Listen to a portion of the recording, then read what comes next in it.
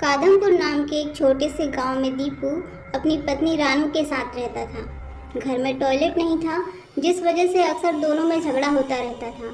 एक दिन झगड़ा इतना बढ़ जाता है कि पति पत्नी में हाथापाई हो जाती है। दीपू अपनी पत्नी को जोर से धक्का दे देता है, जिससे वह फर्श पर गिर जाती है और सिर में गहरी चोट आने के कारण रानू की थोड़ी देर में ही मौत हो जाती है। ये क्या हो गया? ये मैंने क्या कर दिया? हे भगवान, अब क्या करूं? एक काम करता हूँ, इसे घर के पीछे आंगन में गाड़ देता हूँ, किसी को कानो कान खबर नहीं होगी। फिर दीपू रानू की लाश को घर के पीछे जमीन में गाड़ देता है।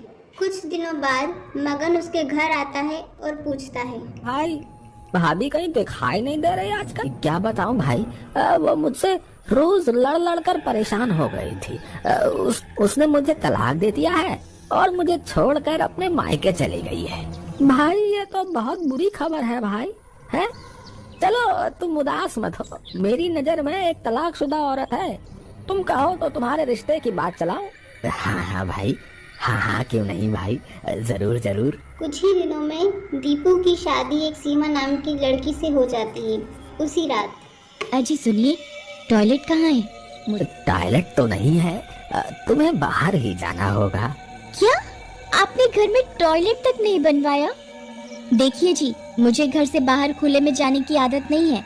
आप कल ही घर में टॉयलेट बनवाइए, नहीं तो मैं अपने मायके चली जाऊंगी। इतना बोलकर सीमा गुस्से में वहाँ से चली जाती है। कहीं मैं फिर से अकेला ना पड़ जाऊं।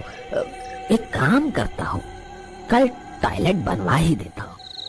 फिर अगले ही दिन दीपू टॉयलेट बनवाने का काम शुरू कर देता है और 2 ही दिनों में टॉयलेट बनकर तैयार हो जाता है। टॉयलेट को बना देखकर सीमा की खुशी के तो ठिकाने ही नहीं रहते हैं।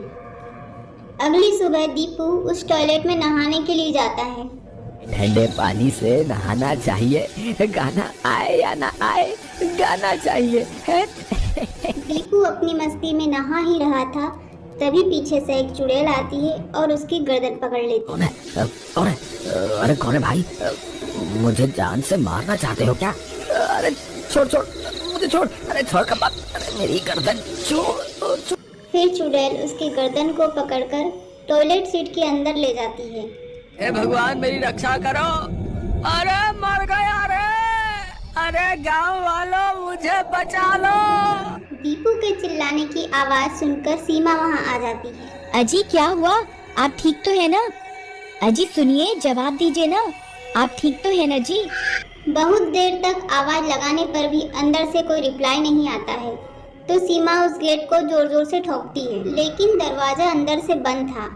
फिर वहां दौड़कर पड़ोसी के यहाँ जाती है। श्याम भैया कहाँ हैं आप? जल्दी बाहर आइए। क्या हुआ सीमा बहन? सीमा शाम को पूरी बात बताती है। फिर शाम कुछ गांव वालों को लेकर सीमा के साथ उसके घर जाता है। दरवाजा खोलिए, क्या आप मुझे सुन सकते हैं? गांव वाले बहुत देर तक आवाज लगाते रहते हैं, लेकिन दीपू दरवाजा नहीं खोलता। भाई मुझे लगता है हमें ये दरवाजा तोड़ना पड़ेगा, कहीं देर ना हो जाए। फिर सभी मिलकर दरवाजा तोड़ देते हैं और अंदर चले जाते हैं। अंदर जाकर देखा तो वहाँ दीपू का नामो निशान तक नहीं दिख रहा था। अरे यहाँ तो कोई भी नहीं है।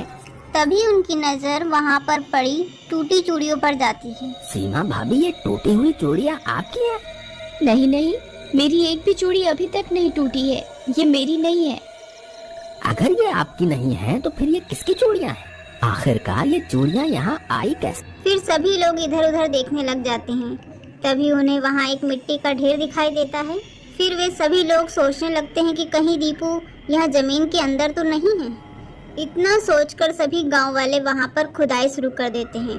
कुछ देर खुदाई के बाद वहाँ दीपू की लाश पड़ी मिलती है और उसके साथ ही उसकी पहली पत्नी रानू की भी लाश मिलती है। अरे भाई, ईटा है, ये यहाँ कैसे आई?